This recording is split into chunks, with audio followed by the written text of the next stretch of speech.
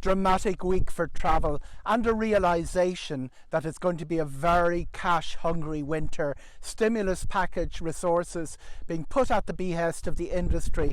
It also looks like travel agents will be eligible for a €25,000 grant. More work to be done on that, and the Finance Committee of the ITAA is working on further measures. We are determined to protect as many businesses and jobs as possible. And there won't be any return on that until possibly April time. So it's from now until the end of the first quarter of 2021, we need assistance for that long period of practically 9 months.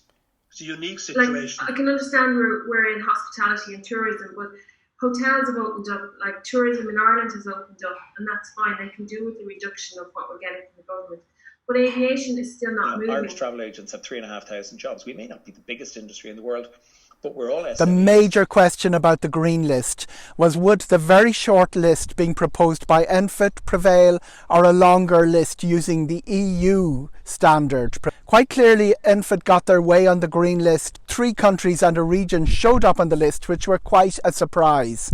On to another destination. It's the destination that you're heading to, or the destination that you originate from.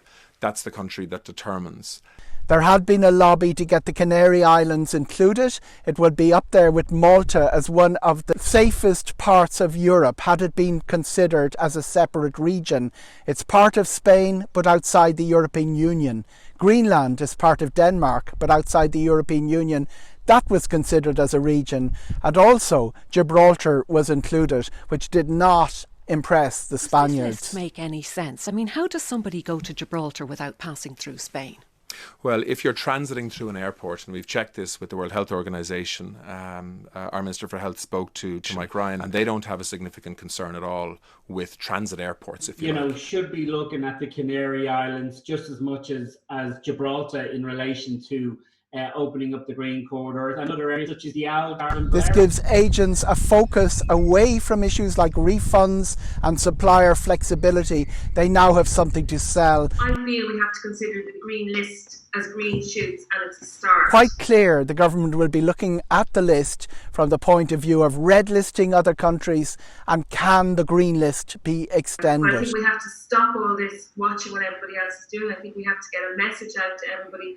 We're open, we're selling. You can travel to Italy, you can travel to Greece, you can travel to Malta, you can travel to these other countries that are on the green list. Nobody's doing anything wrong traveling to those countries. And I think the fear of being shamed when you come home, I think all of this, what have you done wrong? Nothing. And I think we have to stop talking about refunds, stop talking about credit notes, stop talking about this, and focus on opening our doors and selling what we can. It will be then down to consumers reporting back, hey, yes, it is different. You've experienced it. It is different. You need a lot of patience. It is slow, but you can still have a good holiday from it. So word of mouth from consumers who will have gone into those corridors or whatever will help to give confidence to people thinking about holidays. And among those to respond is TUI, who will be offering flights from Dublin to Corfu, Crete and Zakynthos from the second week in August. Because once we start selling what's on the green list and it seemed to be successful and people have got there and got back safely, that's the only hope we have of opening up the rest of the world.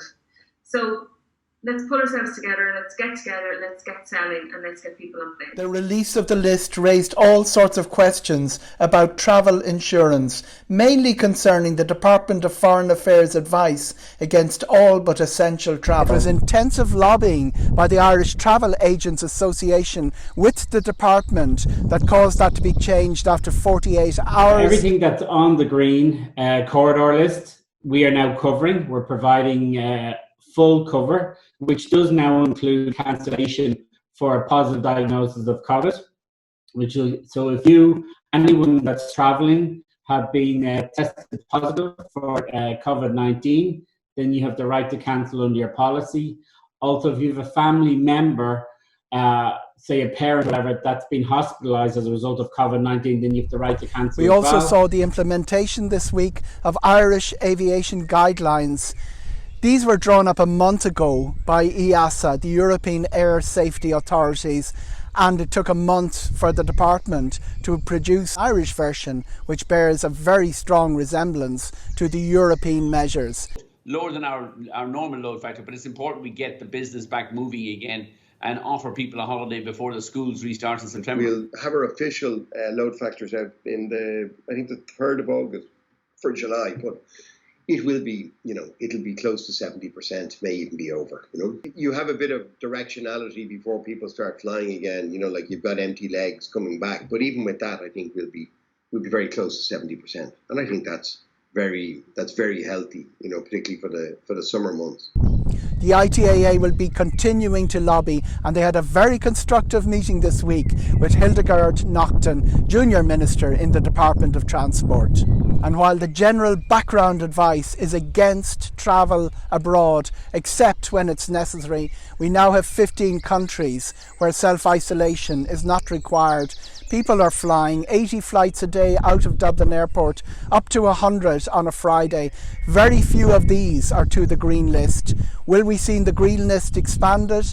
And what will we see happening in terms of red listed countries, which was raised this week, which may have the effect of calming down public fears about travel, which have been accentuated and heightened in recent weeks? Last night we made decisions in relation to countries or territories that have very low risk levels in relation to travel advice.